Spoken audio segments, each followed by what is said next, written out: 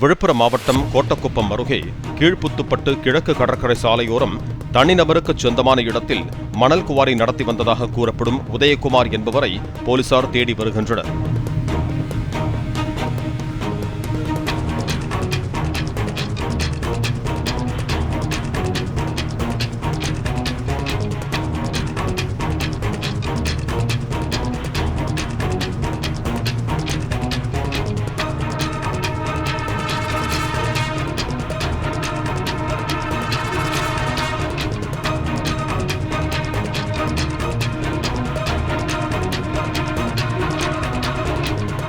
ரகசிய தகவலின் பேரில் திண்டிவனம் சார் ஆட்சியர் அங்கு சென்றபோது மணல் அள்ளிக் கொண்டிருந்த கும்பல் தப்பியோடிய நிலையில் வாகனங்களை பறிமுதல் செய்து விசாரித்து வருகின்றனர்.